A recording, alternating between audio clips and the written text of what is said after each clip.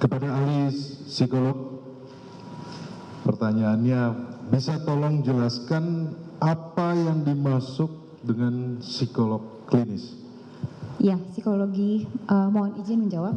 Ya. Psikologi klinis adalah cabang dari ilmu psikologi yang mencoba untuk melihat, memetakan, membantu hingga bahkan menyembuhkan individu atau satu kelompok yang dirasa memiliki gangguan-gangguan klinis sehingga mengganggu mereka untuk berinteraksi dengan baik dalam lingkungan sosialnya. Terima kasih atas penjelasannya, Ali. Kemudian apa saja hal-hal atau tanggung jawab yang bisa dilakukan oleh psikolog klinis? Oke, menurut Permenkes nomor 45 tahun 2017, psikolog klinis itu berhak untuk melakukan asesmen atas kondisi-kondisi psikologis. Yang kedua, kita berhak untuk menegakkan diagnosa maupun prognosa ke depannya kira-kira individu tersebut seperti apa. Yang ketiga, kita berhak untuk memberikan bantuan intervensi jika memang dibutuhkan. Keempat, memberikan rujukan jika dirasa kita butuh untuk bantuan dari kolega divisi lain. Dan yang terakhir tentunya kita punya kemampuan dan berhak untuk melakukan evaluasi dari semua asesmen dan intervensi yang telah dilakukan. Terima kasih, Saudara Ali. Kita akan bicara terkait dengan terdakwa Richard Eliezer. Ya. Apakah Saudara Ali pernah berinteraksi dengan Richard Eliezer?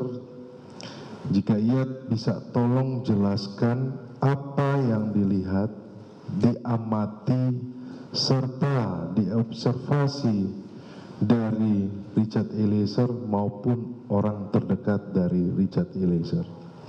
Baik, saya pertama kali bertemu dengan Richard itu pada tanggal 15 Agustus 2022 setelah ada permintaan dari para penasihat hukum. Pada saat pertama kali bertemu itu memang kondisinya masih sangat, menurut pengamatan psikologi klinis yang dilakukan, kondisinya masih sangat cemas.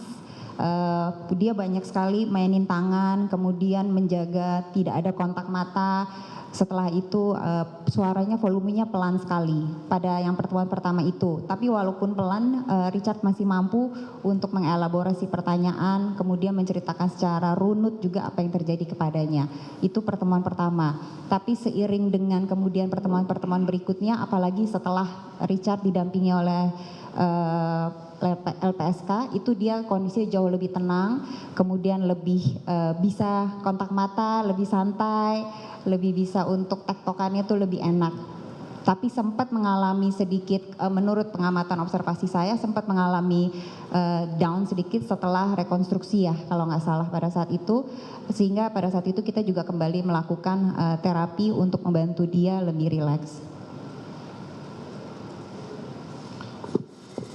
Ketika Saudara Ali pertama kali mendampingi Richard Eliezer, tentunya dari keilmuan Saudara Ali bisa membaca apakah Richard Eliezer ini berkata jujur atau tidak. Oke, kalau itu akan masuk kepada hasil-hasil tes. Baik. Di mana hasil tes kita juga kalau ada yang namanya MMPI, Minnesota Multifacet Inventory, Personality Inventory, di mana dalam inventory alat tes tersebut memang kita akan mendetek level kebohongan, apakah bisa dipercaya, reliabilitasnya bagaimana, validitas hasil asesmen dia seperti apa, dan semua berada pada hasil yang baik. Dalam arti Richard berkata dengan jujur, hasil-hasil asesmennya dia bisa dipertanggungjawabkan, kemudian itu dari satu sisi. Nah, kalau psikolog klinis itu tidak hanya dari asesmen, tapi juga kita melakukan anamnesa. Anamnesa itu adalah wawancara majelis hakim. Jadi anamnesa itu ada yang auto langsung dengan individunya, dalam hal ini adalah Richard, ada juga dengan alo anamnesa yaitu dengan orang tuanya tentunya. Dari hasil wawancara tersebut, dari observasi, semua tanda-tanda menunjukkan bahwa ada tingkat kejujuran yang cukup tinggi, dalam arti ceritanya runut, kemudian gestur tubuhnya juga kita bisa membedakan mana gestur yang sedang berbohong atau tidak benar, mana gestur yang mengatakan kejujuran. Kemudian setelah itu kita cross check dengan pihak orang tua, walaupun di waktu dan tempat yang berbeda, tapi dua-duanya kurang lebih mengatakan hal yang sama.